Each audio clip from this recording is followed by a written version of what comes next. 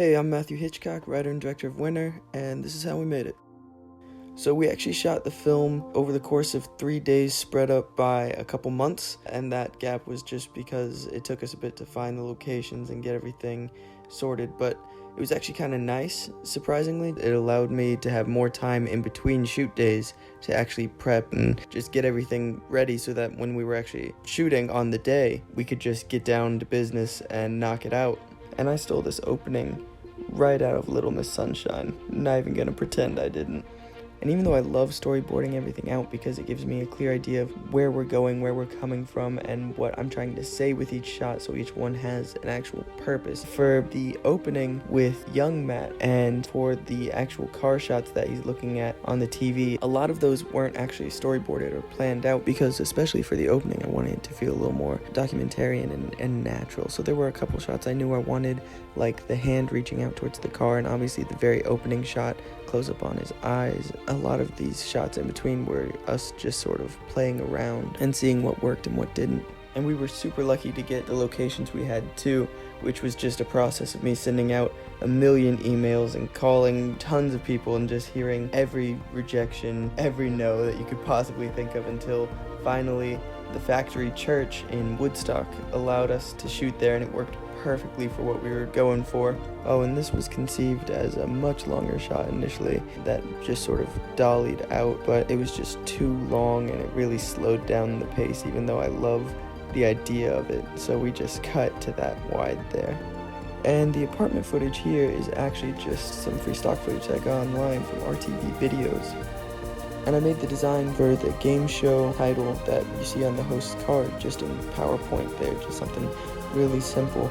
And we used that both as sort of a cue card for Mr. K to actually read just like you would in a game show, as well as to hide the mic in the exterior scene, because since I didn't have any crew with me, we just had to have him hold it there so that we could get it close enough to actually record his audio, because we were just shooting with the Rode video mic, which I actually just borrowed from the Tech Lending Center at UGA.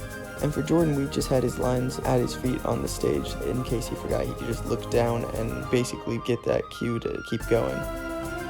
And really the film just owes everything to the cast. We were super lucky to get all the people we did.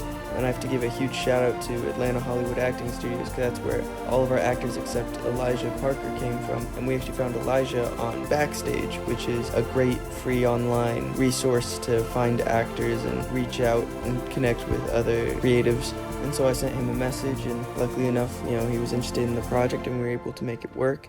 But Mr. K and Jordan and Duncan are all students at Atlanta Hollywood Acting Studios, and we actually had originally cast another child actor in Duncan's role as the boy, but he had to cancel just a day or two before the shoot. So when I reached out to the studio, they really helped us out and got us in touch with Duncan, who was luckily able to do it, and they saved the production literally just a day or two before shooting started. And the most people we ever had on set were 6 people at a time, and those were for the stage scenes, but a lot of the times it would just be myself and the actors, whether that was with Elijah or outside for our exterior scenes. So I was running audio and filming and directing and sort of just running around crazy trying to get everything done, which is how we generally work anyways.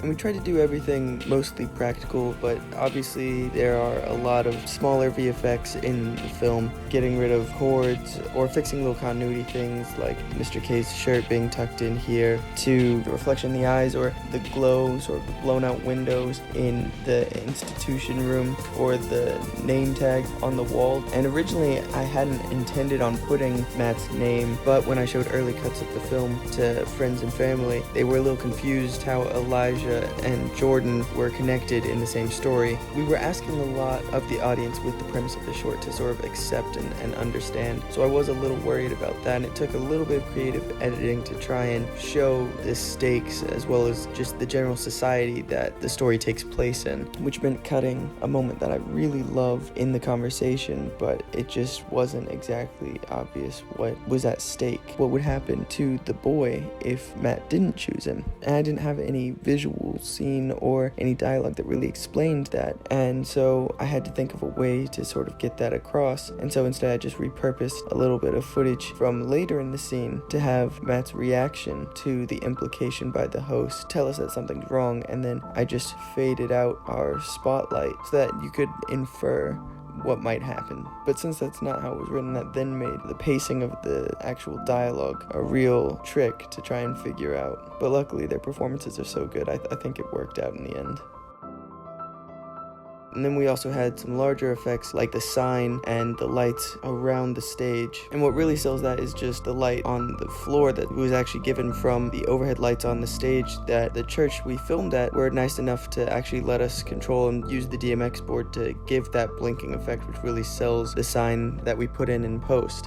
And for the holographic heads-up display, the picture of the road was just a picture I took off Google. And then these here, obviously just simple assets, just a circle and a sort of an octagon shape with some text, a rectangle that I just animated and blurred, add diffusion to, glow, put those in screen as well, and lowered the opacity. And I didn't want them to be too distracting either. And this shot here was the most important for those elements in my opinion, because I think having it tracked in and blurred out in the background there really sells it. And so for that, I actually tracked a spot on my dashboard here and then put in the elements and blurred them, and then I had to go in and rotoscope around the wheel and his hands, or even the running over, which we did in 3 separate plates. And then I just separated out Mr. K and Duncan, and then used the clean plate to sort of get their falls and hide the mat that Duncan was falling onto. And then we had the car go by in a separate plate, and that way I could just piece that all together and adjust Mr. K's movement to make it look a little more violent. And originally for the car, we had actually wanted to do a practical model that we could have and just sort of do it as forced perspective, but after trying to piece that together and build that out and make it work, it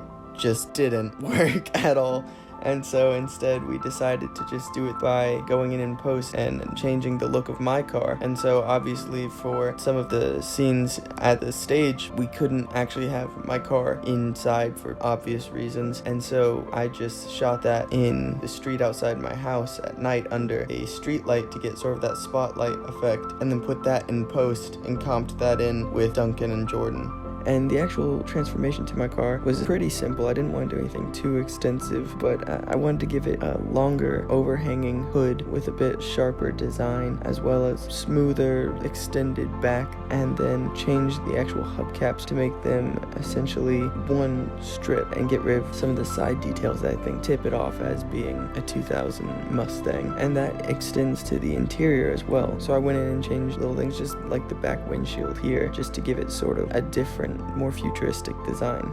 And we originally had a smoke machine on set to try and get a lot of the smoke elements that we have in the final shot practically, but this was shot in the heat of Georgia summer, and so it was super hot and the smoke machine actually overheated. So instead we just had to put those in digitally afterwards with some smoke assets I got online. We were able to use the smoke machine to add a bit of haze in the stage scenes though, which really gave us the spotlight effect on Duncan's character, and it also just helps carry the light a bit and make it look a little less harsh. On the close-ups for Matt, however, we didn't really use the smoke machine because I wanted those to feel harsh. We also shot them handheld as opposed to the host close-ups, which are shot on sticks, because he's in control. And you also see he has a lot of open space to the left of the frame here, whereas Matt is closed in by the host's head because he has nowhere to go. He's sort of trapped in this situation, being forced to decide, or at least that was the idea. And I'm telling you, they just killed this scene, man. I can't give enough props to the actors here. So, I hope you enjoyed the film. Obviously, Road did not, but you know, there's always next year, and honestly, I'm super proud of what we were able to put together. It's not perfect by any means, but it's definitely a lot better than I usually do, and I owe it all to these guys who really made it happen, and to Miss Shelley Davis of the Factory Church, and to Cole Tidwell, and to Miss Heather Perry and Miss Kelly Soroyce of Atlanta Hollywood Acting Studios, and to the stewards, Elijah's parents, who were super nice and helpful, and to Chief Master Arsaman, Miss Arsaman of ATA Karate Atlanta, who let us film there, and to my little sister Tiffany, who helped out with recording audio and setting up for our stage scenes, and to Tony Manuel, who shot behind the scenes during our stage shoot. There's no way that any of this would have been possible without them. Who knows? Next year we might actually even win something.